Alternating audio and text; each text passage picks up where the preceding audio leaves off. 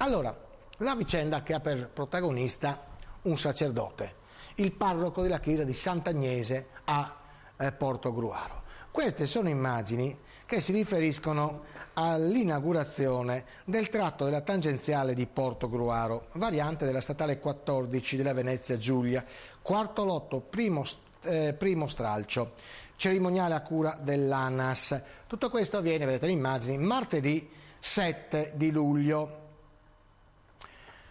Questa cerimonia, che ha visto tra l'altro la presenza del neopresidente della provincia di Venezia, Francesca Zaccariotto, mancava un assessore Renato Chisso, il presidente dell'ANAS Ciucci, ha innescato una polemica che è stata in qualche modo amplificata domenica scorsa. Nel corso della celebrazione della Santa Messa. Cos'è accaduto? È accaduto che questo sacerdote, un monsignore, per la verità, in chiesa ha detto che gli hanno impedito di dare la sua benedizione a questa inaugurazione. Uno può dire, vabbè, è uno Stato laico e quindi no, che ci azzecca. No, non perché è uno Stato laico, ma gli è stato detto che non poteva dare la sua benedizione perché non era un vescovo. E questo ha dell'incredibile, cioè una benedizione vale sempre, no? Data dal cardinale, dal vescovo, dal plevan, da un semplice prete di montagna. A me ha raccontato così, no? Ha raccontato così, insomma, leggendo.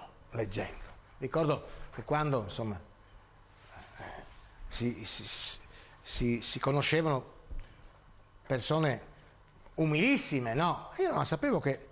Allora, cosa è accaduto? È accaduto che poco prima del taglio del nastro viene comunicato a Monsignor Pietro Cesco, dal sindaco di Portogruaro Bertoncello, che non potrà dare la benedizione all'opera perché il funzionario ANAS vuole soltanto il vescovo. E a me a questo punto piacerebbe conoscere chi è questo funzionario, perché non vorrei che anche nel momento supremo del trapasso, se gli arriva un prete, dice: momento, io voglio confessarmi dal Papa. Sai, ci sono queste preferenze, no? È ovvio che uno come Monsignor Pietro Cesco ci rimane male, perché dice: una benedizione è una benedizione, no? Non è che deve darla il principe o il cardinale, è sempre una benedizione, deve essere sempre ben accettata. No? Vabbè. Poi c'è stato anche chi ha chiesto spiegazioni all'ANAS di quanto è accaduto, che ha risposto che non era di sua competenza ma della regione Veneto. Questa è l'Italia, no? Sai quando si palleggiano, no? Ed è incredibile.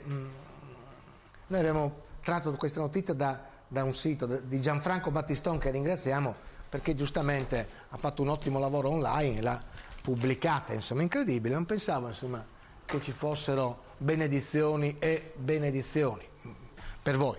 Io pensavo che tutte le benedizioni fossero uguali, invece non è così. Ecco perché, ma lasciamo